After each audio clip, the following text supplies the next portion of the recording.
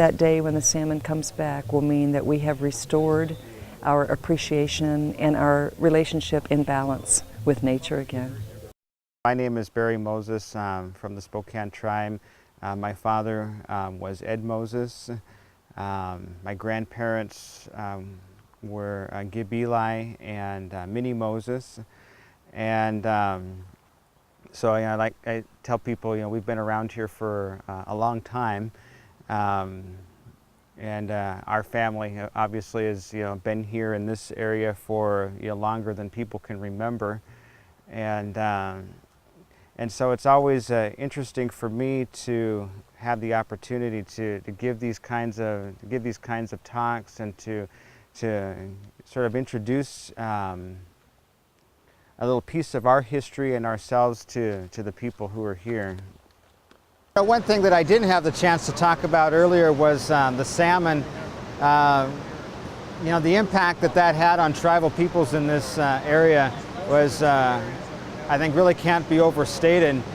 And as I mentioned earlier, the people here depended on the salmon for not just for the diet, but there was, as we mentioned earlier, a spiritual relationship between the fish, between the salmon, and between the people. I had the opportunity a couple years ago to see some of the archival photographs at the Northwest Museum of Arts and Culture about the construction of Grand Coulee Dam and some of the effects that had on Native peoples. And they were talking about the ceremony of tears that happened at Kettle Falls as the water was coming up. And it was very moving for me as a Native person to see those photographs and to see the people lined up along the embankment, and some of them, and they had their arms out and like sort of like bidding farewell to a friend, kind of thing. It was very, very emotional to see those photographs and to imagine what that must have been like for them. And here we are all these years later, and that was years before, decades before I was born. And yet I think somewhere in my own heart I do feel that impact as well. It's like there's a piece of the culture that's missing from what we do here. And as I mentioned earlier, down by Spokane House, how we traveled to the different places, gathering the different kinds of foods, and that's something that my family still does, and we still go and we still gather those foods and still collect those things. And that's the one piece that's missing for us is the salmon. And in my own experience,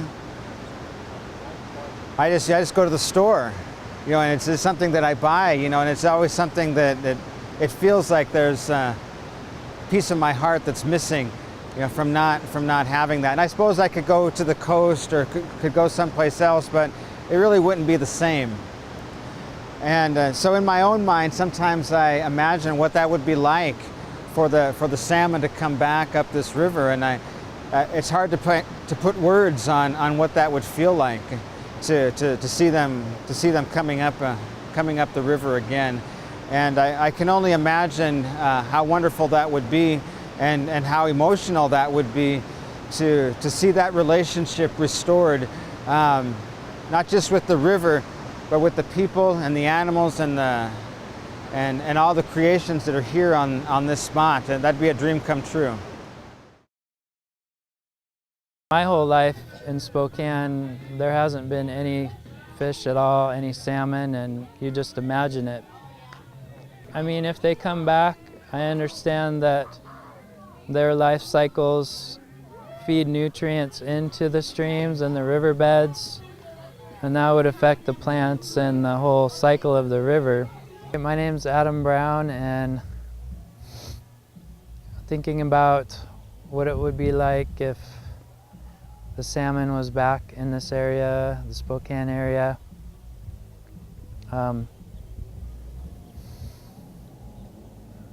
It would, first of all, I would imagine that there would have been quite a bit of intention to allow the salmon back, and it wouldn't be just accepting that they're there, but it would be a big intention and a big collaboration to allow them back into the area. And so, you know, I would see there'd be a great desire to have them in the area. And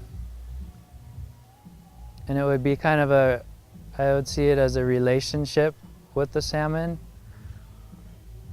a different and maybe a more of an aware relationship with the salmon, because we're welcoming them and allowing them to come back up to where they were. It would also, you know, if we were to, you know, sustainably fish the salmon and also use them as food, I think we would feel a little more grounded to this space, a little more connected, and there would be a very abundant local source of food if we treated it sustainably and related with it that way.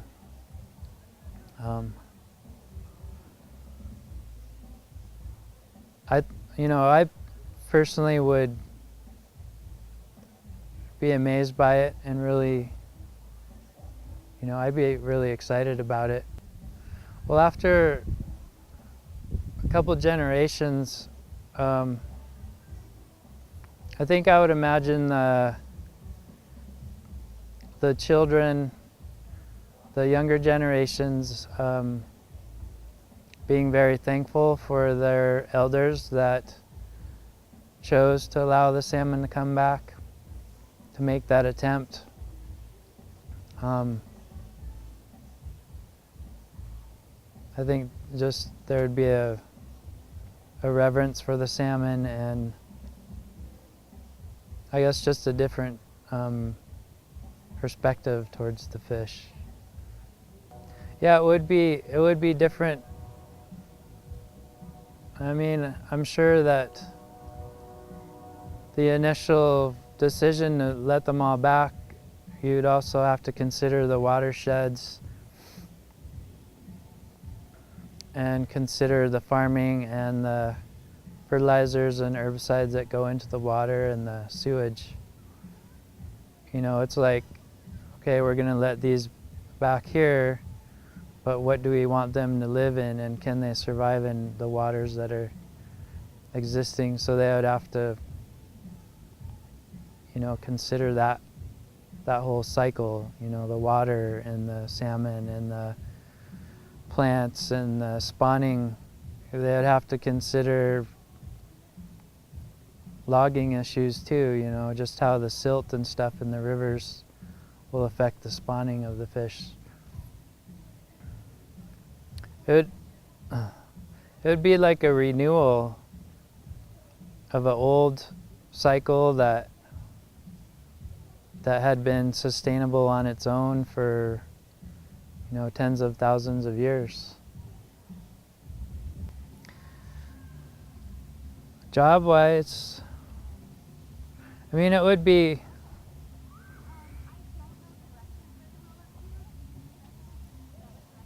I don't know, I think it would just be an amazing outlook and perspective to allow such a major species back in. And, you know, there would be people, there would be quite a few jobs just checking water qualities and, you know, checking soils in the rivers, and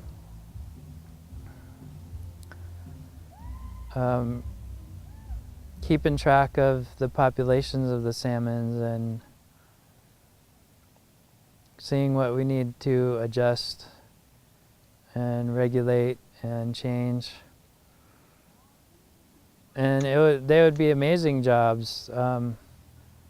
I think it would just be a whole different perspective of even doing work. I mean, I imagine people that are already involved in wildlife biology and stream restoration and that are already involved. I mean, it's probably an amazing career just because they're passionate about it. I think it would bring a lot more passion back into the city, a lot more vibrancy, and I think it also would, for the native peoples in the area too, it would be a new renewing, but also a new relationship for them, and I'm almost sure that we would have to have a working relationship with them and work with their traditional knowledge of the fish and the salmon run. Thinking about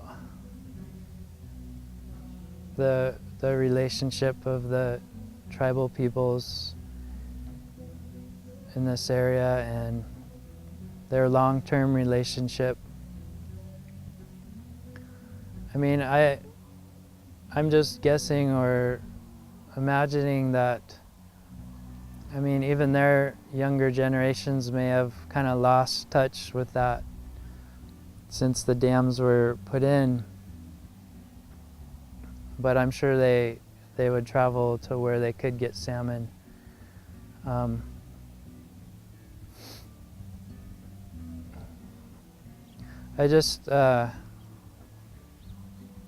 think it would be just a renewal for them, especially in this area. From what I know,